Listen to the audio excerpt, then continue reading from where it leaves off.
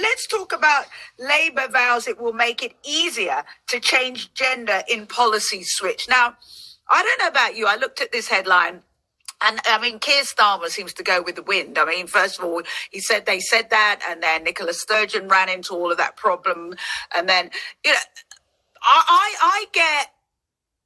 I'm trying to think of a nice word for it, ticked off, because when you look at the really small number of people that are involved who have rights, when you look at the rhetoric and some of the headlines around this, which quite frankly are beat up, the government really uses this, and the whole thing about changing rooms and whether we're safe. And people say since 2010, people have been able to use the changing room to the sex or the gender to which they identify. Since 2010, why is everybody suddenly going, we're not safe? Nobody says that in a pub. Nobody says that in an aircraft loo. This is all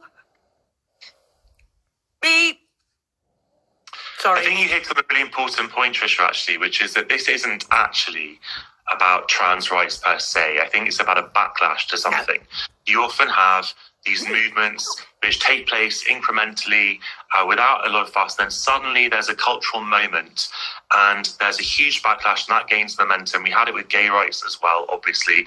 I was struck by watching on YouTube a clip of Coronation Street from 1998.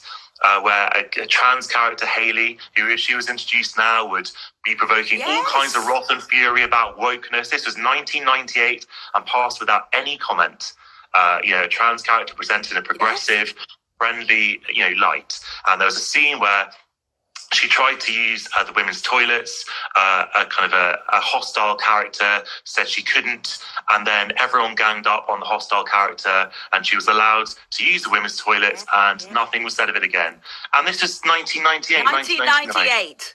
And so if that happened now, there'd be a whole series of headlines in the Daily Express and Mail about how Coronation Street had gone woke and was presenting trans people in a positive light, and how could they, and Britain's going to hell in a handcart. It just goes to show about how these things are not actually related to the issue themselves. They're related to the cultural moment and zeitgeist in which we find ourselves. Right now, we are in a massive backlash to progress, to social progress, in which issues are blown vastly out of proportion, in which people in which you get sucked into moral panics about things where we think our children, it's always the children, our children are at risk. That's why anti-trans activists are honing in on drag acts.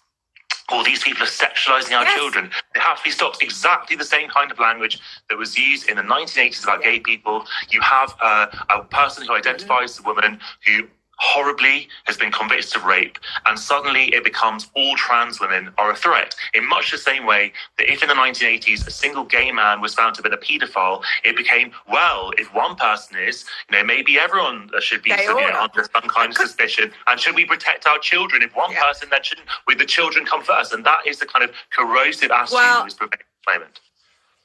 I couldn't agree with you more. It is a backlash against progression, again, things like abortion, things like, or choice, drag acts, reading stories, which is darling, Paul, who passed away. Lily Savage is part of the British nation. Are you telling me that if, as Lily Savage went to your local library, you wouldn't be down there with your autograph books? This is crazy. And the biggest threat to our children today is hunger. Yes. And lack of education and warmth. And bigotry is the risk to children as well. And bigotry.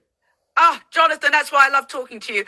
Thank you so much for joining us for the headlines. Bye. We will see you again shortly. Jonathan Lis there.